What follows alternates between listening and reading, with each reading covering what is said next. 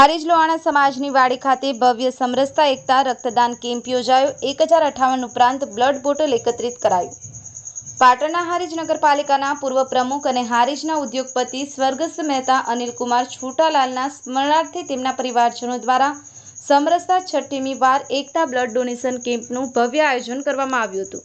છેલ્લા 5 વર્ષથી પિતાજીને શ્રદ્ધાંજલિ અર્પણ કરવા તેમના બંને પુત્રો તથા મહેતા પરિવાર દ્વારા આયોજિત સમરસતા બ્લડ ડોનેટ કેમ્પમાં हिंदू मुस्लिम सर्वे समाजना लोकोए ब्लड डोनेट कर्युं हतुं।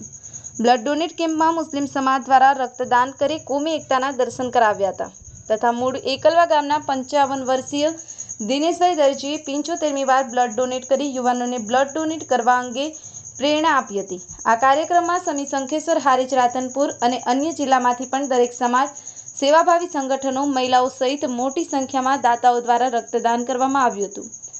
कार्यक्रम में पूर्व कैबिनेट मंत्री दिलीपजी ठाकुर, पाटण सांसद भरत डाभी और दांतरवाड़ा पूर्व सरपंच सोनलबेन ठाकुर तथा हारीज तालुकाना राजकीय सामाजिक आगेवानो तथा सेवाभावी संस्थाओं हाजरी आपी हती।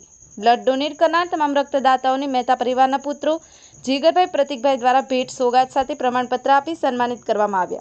अनिल रामानुज, करजन संदेश न्यूज, राधनपुर।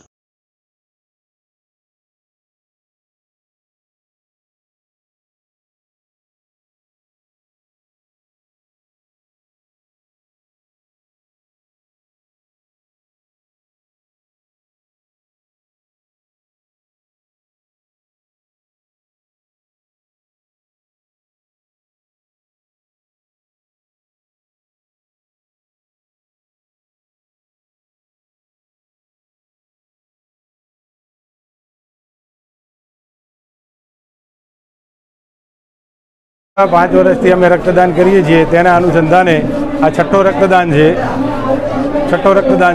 अने आ वखते अमे सर्व समाज साथे 1000+ बोटलोनी टार्गेट राख्यो छे अने एना अनुसंधाने आजे 18 वर्ण दरेक धर्मना लोको आजे खूब मोटी संख्यामां अहींया जोडाणा छे अने रक्तदान अत्यारे चालू छे। तो अमने एवी अपेक्षा है कि अमे अमारा पूरेपूरा जे रेकॉर्ड अमारे करवो छे ए रेकॉर्डने अमे ब्रेक करी शकीशुं અને આ વખતે અમે 1000+ બોટલો લોહીની રક્તની એકત્રિત કરી અને આ સમાજને એક નવું એક દાન આપી શકીશું।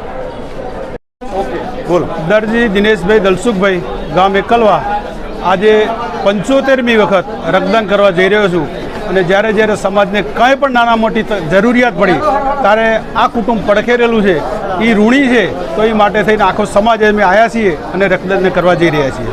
આપ યુવાનોને શું પ્રેરણા આપશો? યુવાનોને 100% રક્તદાન કરવું જ પડે। જો મારે 59 વર્ષની ઉંમર એનું 75મી વખત રક્તદાન કરતો હોય તો યુવાનને કેમ ના કરવું? યુવાનને ફરજિયાત કરવું પડે।